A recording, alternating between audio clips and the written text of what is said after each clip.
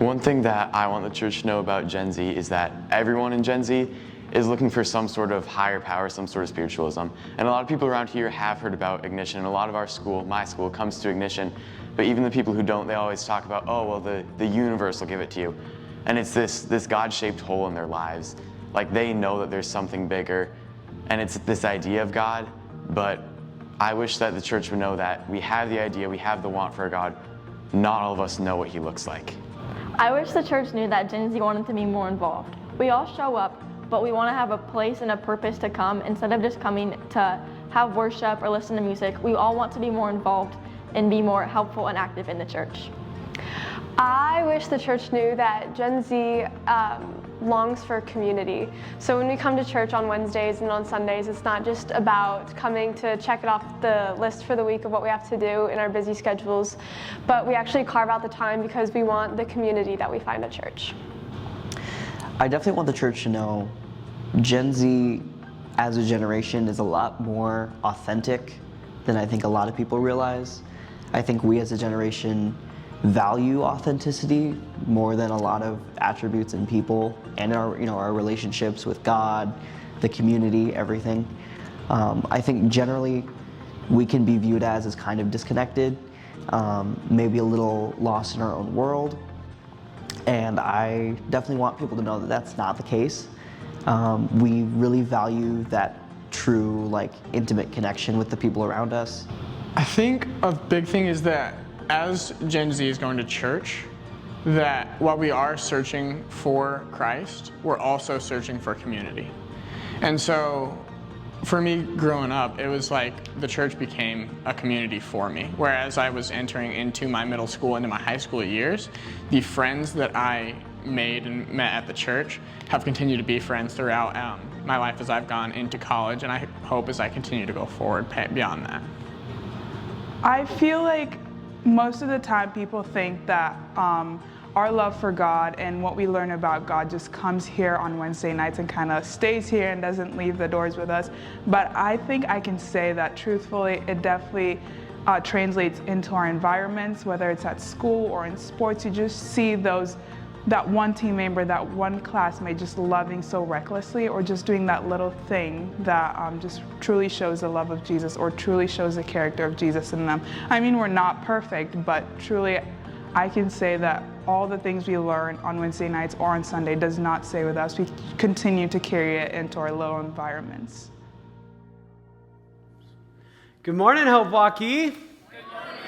My name is Robert Muller, and I'm the student minister here at Hope Waukee, and it is my joy to be working with these students. These are 6 of our over 1,000 students who have been and are a part of this program. And one thing that as we conclude this Faith Meets the Real World series that I love is that this is exactly what those teens, what those young adults are asking for. It's like, we don't want a faith that's just a Sunday faith, that's just a Wednesday faith, but we want a faith that's for the real world. And we don't want to just show up, but we want to be a part of it. We want to be a part of what God's story is in the world and in our communities. And so the big question that we are asking today is, how do we as a church bridge the gap between Gen Z and God? And now we know that all generations are important to God, and all generations have some similarities and some differences. So today we're looking at Gen Z. And now you might be asking, I've heard this term Gen Z, but who exactly does it refer to? And to many people's surprise, it's actually me. That I was born in 1998, and there's some kids in here who's I thought he was 80 years old. No, 26, but close. That I'm on the upper end of Gen Z. And so, of course, different statisticians and data people look at it differently, but generally, Gen Z is between about 1995 and 2010. And so if you were born between those ages, you would be considered Generation Z. So if you think about it, if you're about a sophomore, junior year of high school, all the way up to about my age, at somewhere between 26 and 30, that is Generation Z. And so sometimes the younger kids are like, Robert, you won't understand. And I'm like, no, we're part of the same generation. I mean, I still don't understand, but also I'm not as old as you think I am. And so whenever we talk about generations, I love to go and to look at what are the stats? What does the research show us as a whole? And in the stats, there's some stuff that's both very encouraging and some stuff that as I was looking through them and doing research that broke my heart. So starting on what's encouraging is Gen Z faith and spirituality, is that Gen Z is actually the most religiously and spiritually open generation that has existed in recent memory.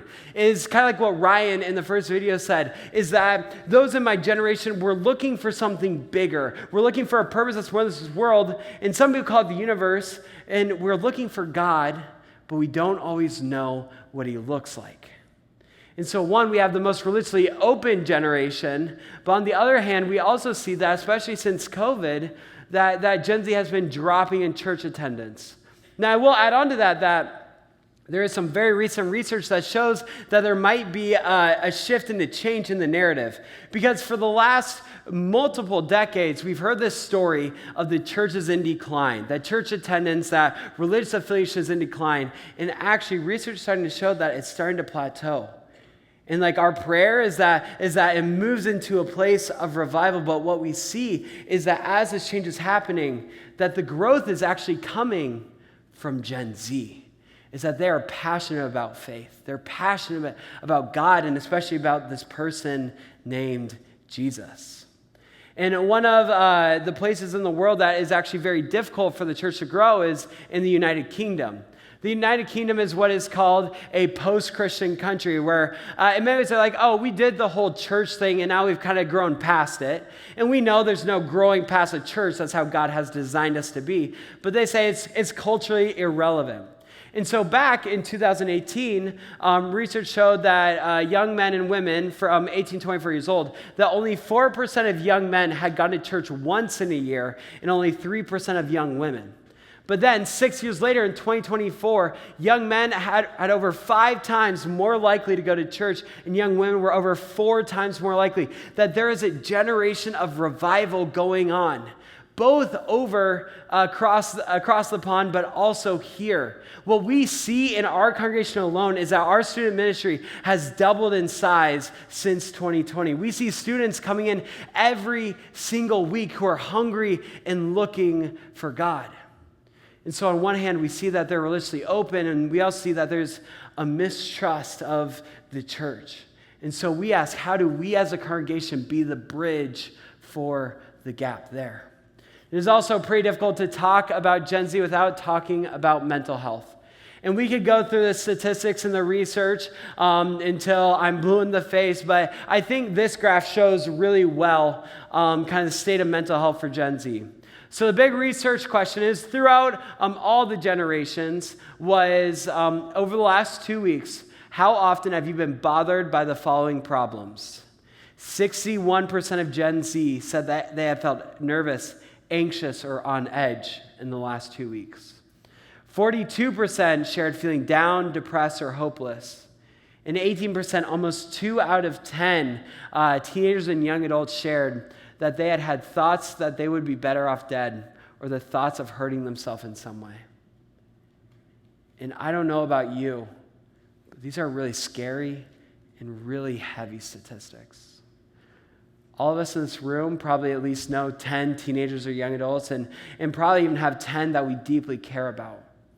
And we know that these stats aren't just something that's out there, but it's something that's in our midst.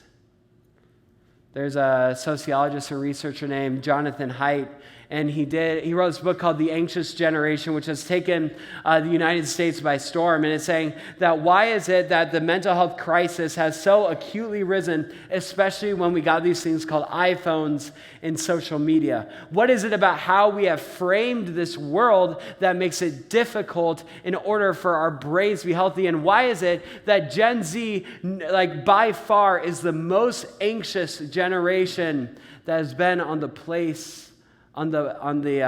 surface of this earth? What is going on here?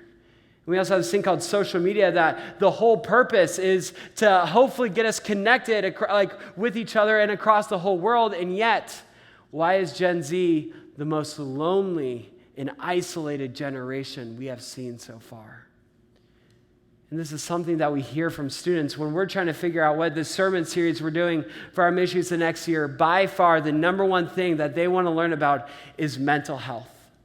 How can I be healthy, and how can I help my friend who is struggling? But even in the place of this difficulty and brokenness, we see that there is hope. I am so excited for Wednesday nights to kick back up in just over a month.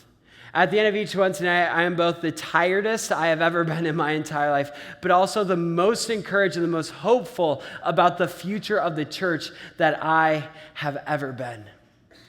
Because in these photos, I see students who are showing up for each other, those who have found their community and their identity in Jesus and the church. It's those who are loving each other so well and so recklessly with the love of God. In the statement of there is hope, it serves two purposes. One says that there is hope for Gen Z, but there's also this place called Lutheran Church of Hope in Hope Waukee who has decided that we are not okay with a generation walking away from God, that we are not okay with a generation that feels like they have to suffer silently alone, and we are going to be the church that stands in the gap, the church that invites them into its doors and that calls them our own and takes care of this generation. We are a church called by God to be a light to every single generation. And so Gen Z has a home here as well. Back in 2019, Hope put together their 10 for 10 vision from 2020 to 2030. And one of them is that we desire to be an intergenerational church and that we will contend for the hearts of the next generation. And that is who we are, and that is what we have done. And this isn't just a hope thing, but it's actually something that's built into how God has created us. When we go to our text for today, Psalm 145, we see that the psalmist is overjoyed and they're in this place of worship of the wonderful works of what God has done. The first three verses in particular, you can just tell that they are praising God. They say, I will exalt you, my God, the King. I will praise your name forever and ever. Every day I will praise you and extol your name forever and ever. Great is the Lord and most worthy of praise. His greatness no one can fathom. And then sometimes in our brains we think that this change happens going to verse 4 and 5. One generation commends your works to another. They tell of your mighty acts. They speak of the glorious splendor of your majesty. And so sometimes we realize this, we start in praise and now it gives us a commandment. That like suddenly there's an 11th commandment of like now you need to go and do this. But I wonder if the psalmist sees verses 4 and 5 as an act of praise as well. Of worship and saying, God, we have seen what you have done in our lives, and we see the gift that you have shared with us, and now it is also an act of worship to share it with the generation that is to come. What if, as Hope Waukee, that our worship is more than as we're standing and singing with the worship team, is also sharing the goodness of God with every single generation, every single person who walks through these doors. And now we're about 13 minutes into the sermon, and we talked a lot about Gen Z, and this very natural question arises. And the question is, what about my generation? It's like, are we only focusing on this generation, or what about all the others that are to come? And it's a very natural, very good question, is that we as a church, we long and strive to be a church for all generations here. And we have some really good news, that our women's ministry is doing incredible work, and so many women are getting connected and experiencing the love of God and creating a powerful, life-changing community at If Table. If you have not tried out If Table this Thursday, go there. It is an incredible community, and God's Spirit is so present in that place. We have also been working to launch, and I've seen God do incredible stuff in our new men's ministry that's here. That men are gathering together, they're connecting, they're learning, they're growing together, and they're finding this place to belong. And how powerful that is. When the average man in the United States has 0.8 close friends, that we have men who are choosing to gather together to support another and to spur one another on in church. And then also, maybe my favorite ministry is our 50-plus ministry. This is my favorite for two reasons, in no particular order. The first one's food. Once a month, they get together and have this awesome luncheon, but it's also get to be able to join and sit in the conversations and to hear the work of what God is doing in the most wise among us. And I can tell you that our 50 Plus ministry has never been more alive and more thriving than it is right now. And it is so cool to see what God is doing in that community. That we as a church are here for every generation, and also as we look towards the next generation, research shows us the truth. If we ask why we should invest in the next generations, all research shows that churches that prioritize the next generation have more thriving adults in faith communities. That when we focus, we say, God, you have given us this gift that we want to continue to hand on. That is one of the best ways of adult discipleship we have. One of the best adult discipleship programs here at Hope Waukee is being a Hope Kids Shepherd. Along with that, one of the biggest adult discipleship programs that we have here is being a small group leader for Power Life and Ignition. And I hear it time and time and time again, where the leaders come up to me like, Robert, when you first called and asked, I didn't know about this whole leading a group thing. But then I thought, I have a lot to teach people, and I can show them what loving Jesus looks like. But then they go, partway through, they say, but Robert, I have learned so much more from them than I could ever teach myself. And they show me the love of Jesus every single week. When we prioritize the next generation, we realize that we have been transformed as well. I think of it a lot like the splash zone at an amusement park or at an aquarium. I remember I was in an aquarium once, and there was some show that was about to go on, and there were these seats up in the front row close to the action that had these big signs saying, warning, splash zone, you will get wet. And then there's also the seats all the way up the top. So you knew who wanted to be in the action and get wet that day, and you knew who did not want to go walking around in soggy clothes the rest of the day. And you have this choice of it. And I wonder in our faith how many of us are saying, I'm actually content being all the way up here. I don't want to get wet. I have a very busy schedule. I have all this stuff going on, and that's good for people in that stage. But then there's me up here, and I'm just content up here. And I wonder if God is inviting us down into the action. Where, it's scary that our life might change. It's scary that our priorities might shift. But also that we see God more and more than we ever have before. I know that there's seasons in life where it's really easy to sneak into service and to sneak out and to do the churchy thing. But I also know there's been times in my life where I said, it's been a while since I've really felt like I've seen God do great and mighty things. If you want to know where God is doing great and mighty things, my encouragement is to come into the splash zone, to go and see what it's like to lead a Hope Kids group as a shepherd, to sign up to be a small group leader for Power Life Ignition, to join women's ministry, men's ministry, our 50 Plus ministry, and to see the work of what God is doing there. Because when we do that, and especially when we invest in the next generation, we realize that our lives will change, that our faith will grow, and we will find new purpose. A lot of times in the church and even in the world today, we think that what growing looks like is that it's the more content I consume. It's the more I read, the more I watch, the more I learn in my head. But actually, there's this point in our life where it's actually we need to take this learning and we need to put it into action. We're called the hands and feet of Christ and not just the brain of Christ, right? Is that we are taking what God's given us and we are able to live that out through our lives. And I don't think anyone shows us that better than Gen Z. One thing I love about this text in 1 Timothy 4:12 is Paul is writing to Timothy, a youngster in the church, and the Greek word for young right here, it actually mostly says those between 15 and 30, right where Gen Z falls right now. And Paul tells Timothy, don't let anyone look down on you because you are young, but set an example for the believers in speech, in conduct, in love, in faith, and in purity. And when I look at this passage, and then I look at what Gen Z is showing us, is that they're setting an example of what this looks like. So I'm about to hit my 4-year anniversary here at Hope Waukee, but also in those first 4 years, I had the absolute joy of being a small group leader for our high school ministry. And so the picture up in the right, and like I've seen the faces of like those in my small group, and they are not thrilled. One's right there, and they are not thrilled that this photo is up there, but they're like so cute. Like, look at them, they're like little babies. And then, so this is like the end of like the sophomore year, but then going into junior year, one of them decided, hey, I'm going to invite my friends. And then their friends invited their friends, and it kept growing. And so we went from like 6 people in sophomore year up to like some weeks like 26 people coming to small group. And this group has shown me, what does it look like to reach out to those around us with the everlasting love of Jesus Christ? What does it look like to say, God is doing something here, and I want my friends to be a part of it?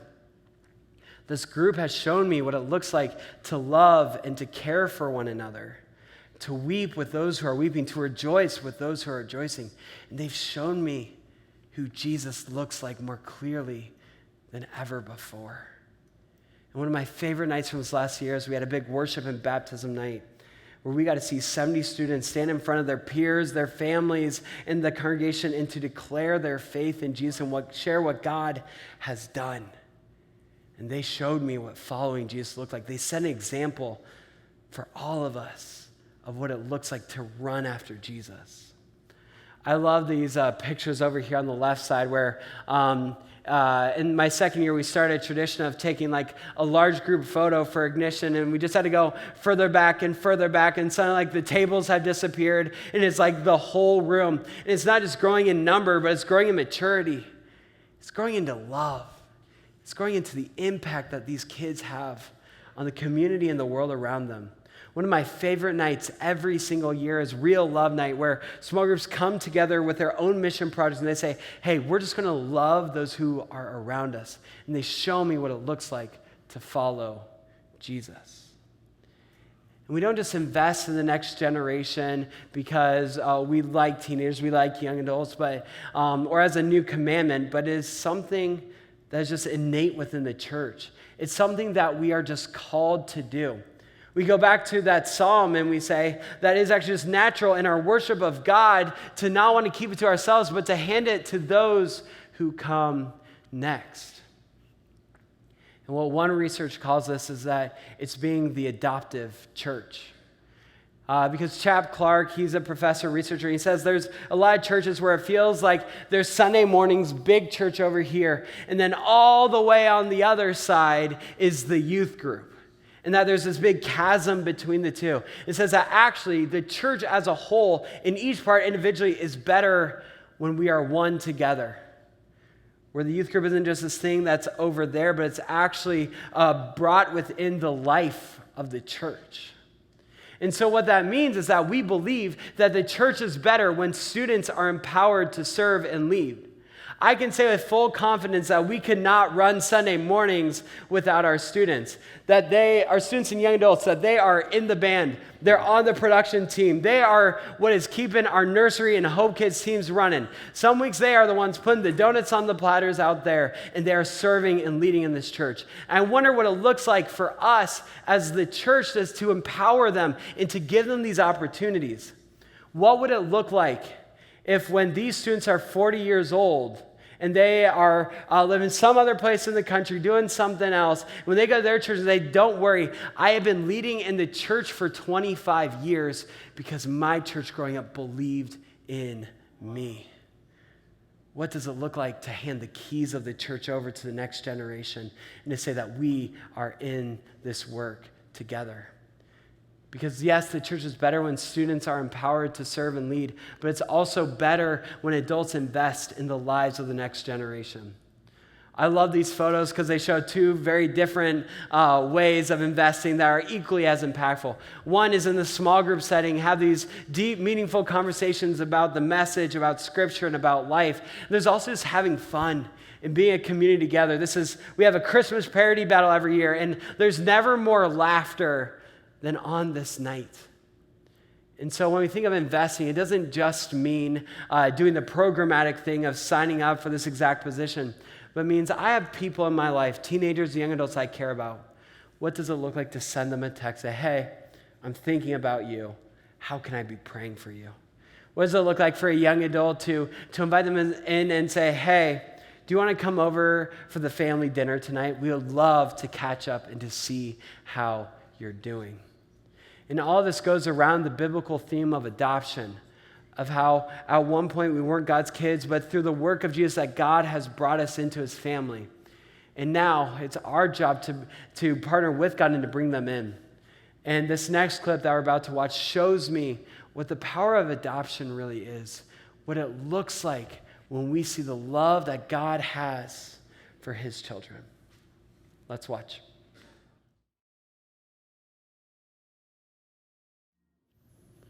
What a powerful image for what it means to be the church.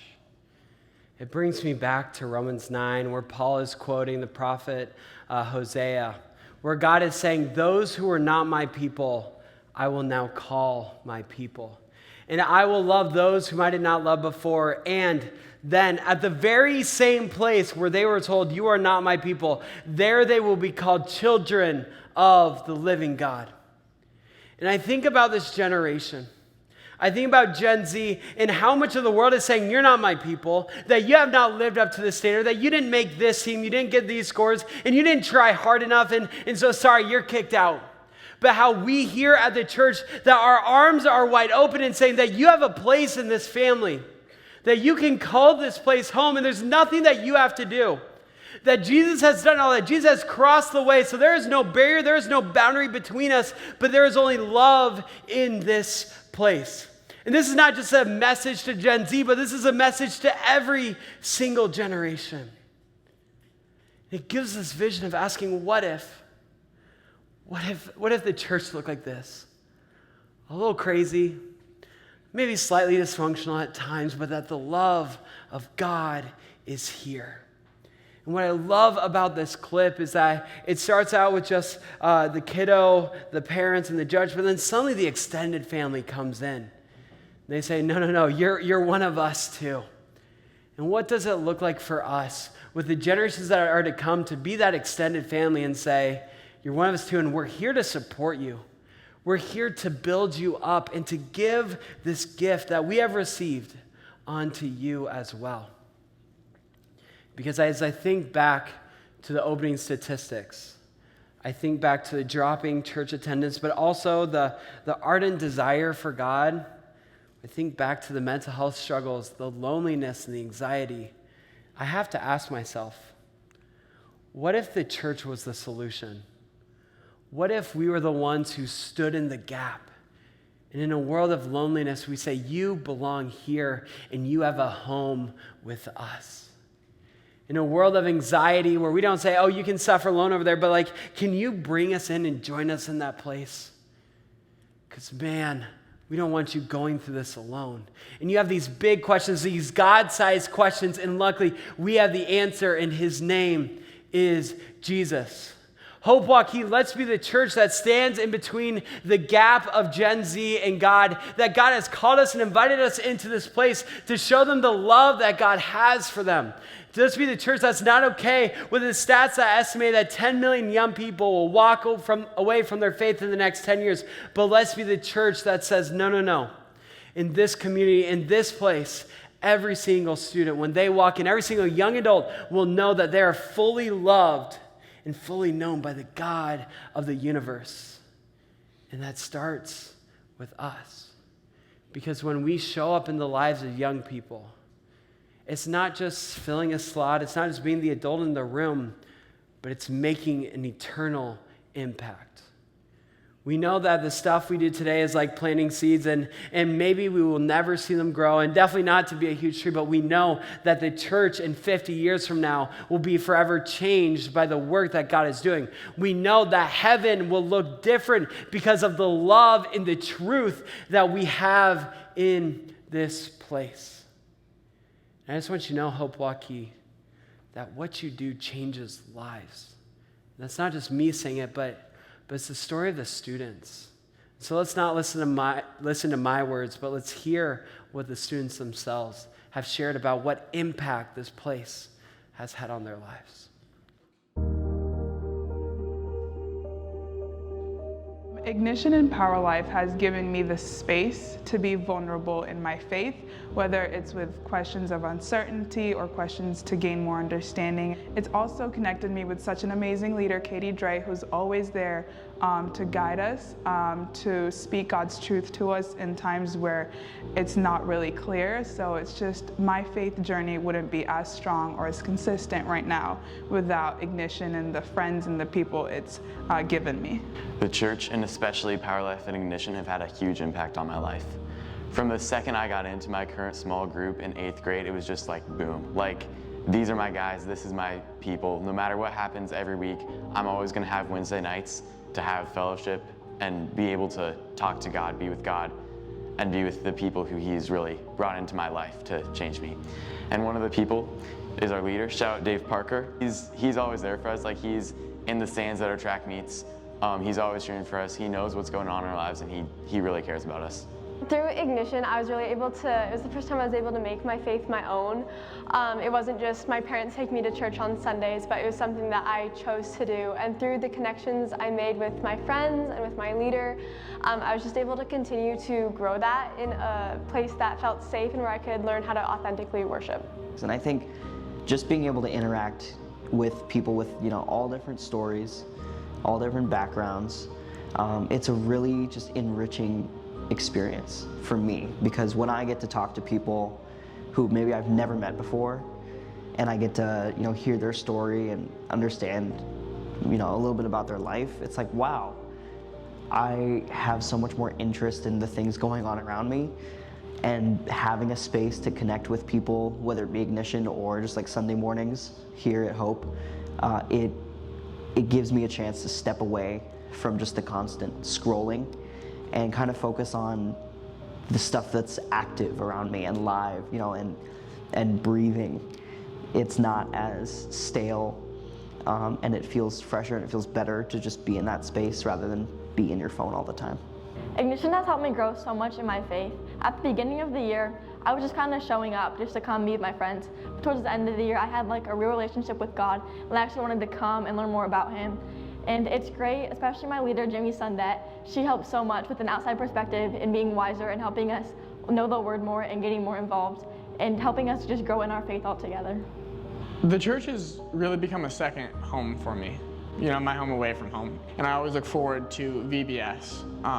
Every year is an opportunity to volunteer and really reconnect with God. Church has always been something that I find a lot of peace and joy in, where I think I become my best self as I spend more time here, as I get to deepen my faith and participate and kind of got to see the behind the scenes of what I think is the most important thing in my life.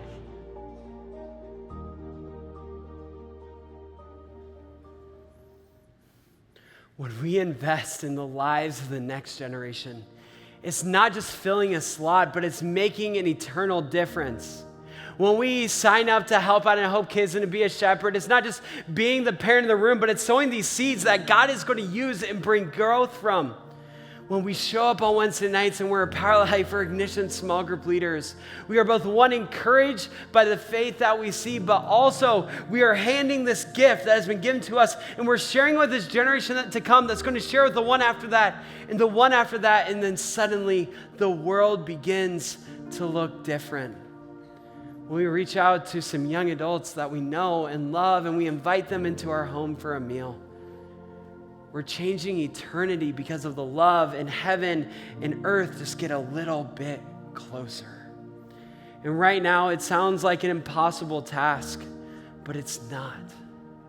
What does it look like in how we show up with the next generation? To ask this question sincerely and to realize that the perfect starting place is prayer. That we choose that we are going to pray for the next generation, the work that God is going to do in their lives. And that also that the next generation isn't just something that we tolerate or are happy that they're here, but as long as from a distance, but it's a place where we build relationships and we build those bridges from one generation to another. We're out as you're grabbing donuts to start just saying hi, but then getting to know their story, getting to hear the work of God in their own lives. And last but not least, what does it look like to show up? To show them that we care, by asking them how their day is, by sending them a text to say, hey, I'm thinking of you, I'm praying for you. Let me know if you ever need anything. To show up at the baseball game, at the choir concert, and to show them that God's presence is there as well. About 6 months ago, I was just doing my thing, standing up near the welcome cart in case anyone had questions. And I saw a former student and his family going around, and the family was walking out after service. And the student, of course, had to go and grab some donuts on the way to go. And as he was walking past me, he stopped, turned, and he looked at me. And out of nowhere, he said, Robert, I want you to know that this church saved my life. And it was this moment where I was blown away by the authenticity and the sharing that the student had. And then he ran off. And at that time, I didn't know the full story. But what I do know now is that there are communities of adults, and the church showed up around him in a time of need, and they shared life with him. They showed him that he wasn't alone. And so, Hope Waukee, I want to thank you. I wanted to thank you for being the church that shows up for the next generation. I want to thank you for being the church that so freely gives the love of Jesus Christ to every single people who comes through these doors. And then after Sunday, we go out and we're the church in our communities, in our schools, and in our workplaces. Thank you for setting an example of what the faith looks like, and for being that church that for the people who for too long have been said, this is not your home, this is not your people, say, your home is here with us, and we are family together. And when we live out this vision, I am fully confident that the best days of the church are ahead of us. That we can celebrate what God has done in the past, and we can wait eagerly for what he's going to continue to do in the time that is to come. And so right now is a time of planting seeds, a time of asking God to come together and to provide that growth. And we are one church and one family. So right now, we're going to start with prayer. And so I want you to find a young person around you, whether it's someone of the next generation of Gen Z, or just someone you want a prayer for. And then if they're comfortable with it, to place your hands on them. And if you don't have anyone around you, just extend your arms in their direction. Because God is doing a great and a mighty thing in this generation. And let's start in asking to join him through prayer. So church, let's pray together. God of all ages, God of every generation, we come before you and we first praise you of the mighty things that you have done, both thousands of years ago in sending your son to die for us and to cross the great divide so that we can be in your family, but also the work that you are doing in the here and now, in the revival that we see, in the love that you have. Every single time a miracle happens and heaven comes into earth, we say that you are there.